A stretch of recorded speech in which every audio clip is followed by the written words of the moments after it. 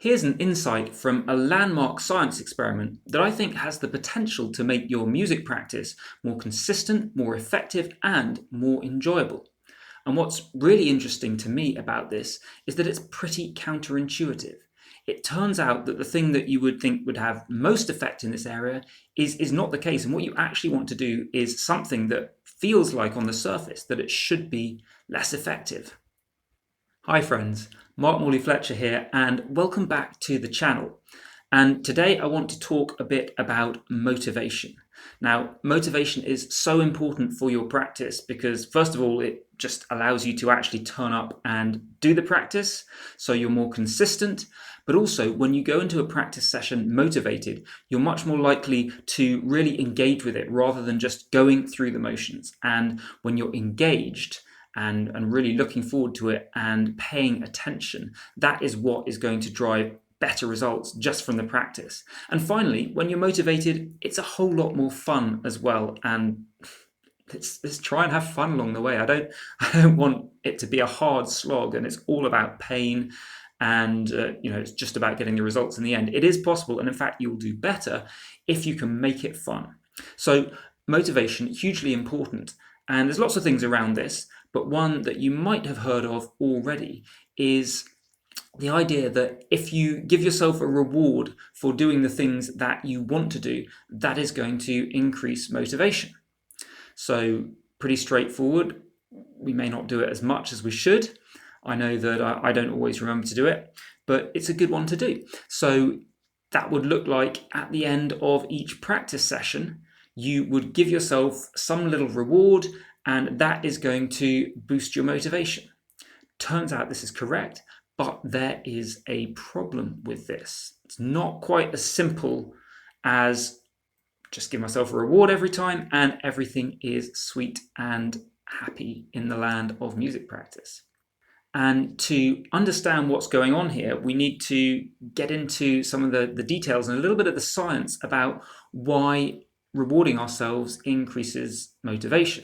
Well, we're kind of tying that reward to the act of doing the practice. So we start to associate, practice rewards, it's that good feeling. And literally what is doing that, it's not just some unknown thing. There is a chemical, a neurochemical that gets released in the brain called dopamine when we do this sort of thing, when we get that reward. And it's that gives us that feeling of pleasure. Now, here's where it gets really interesting, because you would think that more pleasure, more rewards, more dopamine, and we get more motivation. But it turns out it doesn't quite work that way. Now, there is a really interesting classic experiment done by the great psychologist, behavioral psychologist, B.F. Skinner. And he was experimenting with rats and put them in a box where they had a lever that they could press to give them a reward of food. So, as expected, when that's the case, you press the lever, you get some food. The rats like doing this.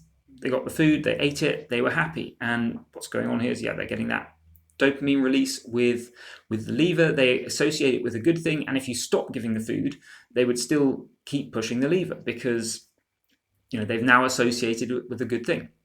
What gets really interesting is what happens when Skinner decided to test what happens if they don't get this reward of food every time. Instead, sometimes pressing the lever gives them food and sometimes it doesn't.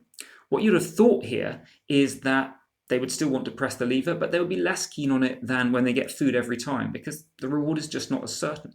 As it turns out, completely the opposite is what happens. Once the reward becomes variable rather than definite, they actually are keener to press the lever. They press it more often. And if we stop food coming along, they would keep pressing the lever just more than that because they have, for some reason, associated it even more strongly with good things. Bizarrely enough, when it actually gives them less of what they want, the food. So what's going on here? Well, what happens is this dopamine reward is not constant. When we do the behavior and we get the reward, we get a little shot of dopamine each time. But each time we keep doing it, we get a little bit less dopamine released in the brain. And so over time, that desire for the reward gets less. The desire to do the activity gets less because we're getting less of a reinforcing boost when we do it. Now, one thing dopamine loves, though, is uncertainty. So when we bring in this variable reward to the rats, and I'll explain in a minute, this has definitely been proven in humans as well.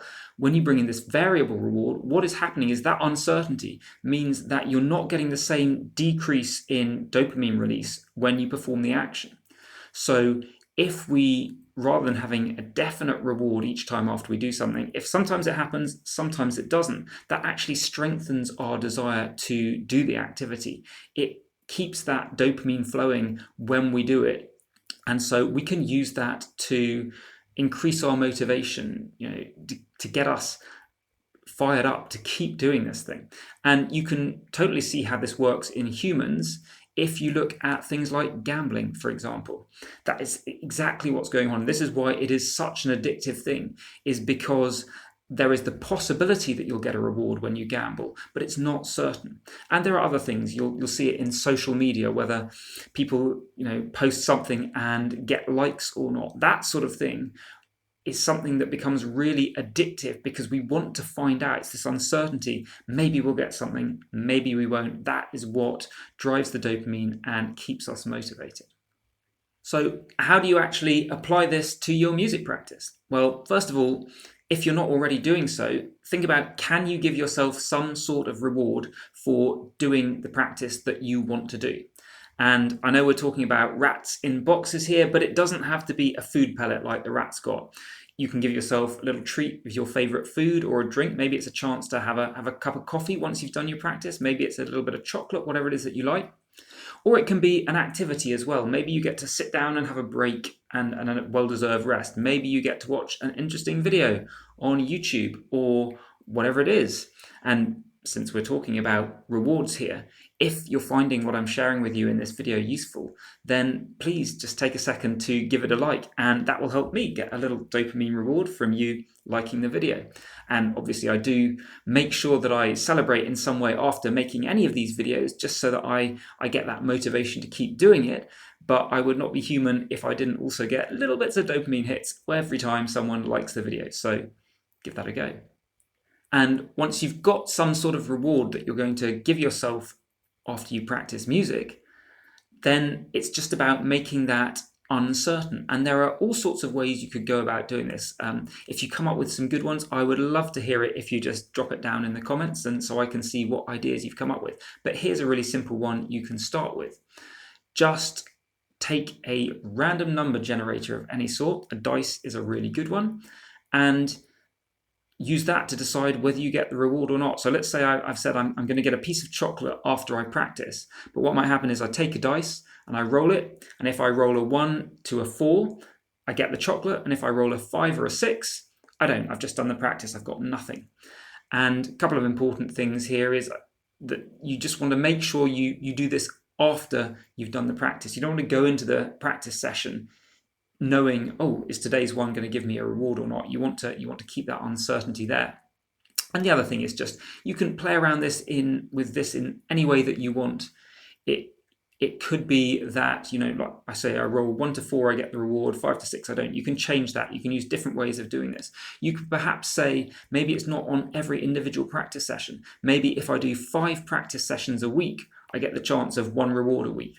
Whatever you like, just pick something that works for you and put that little bit of uncertainty in it, that element that will hopefully make it fun to do as well, but is also just shown to keep you getting that dopamine. So it's going to keep you motivated. It's going to keep you really focused and effective in your practice so that you continue to see really good results in the long run. And it's just going to make everything more fun. Now, if you'd like some more ideas on how to be really consistent with your music practice, then check out my video on how to practice music every day next. And if you like the special practice and performance tips that I only share with subscribers, then head on over to playinthezone.com and sign up for the emails. They're free. I've been Morley-Fletcher. Thanks so much for watching. Take care, and I'll see you in the next video.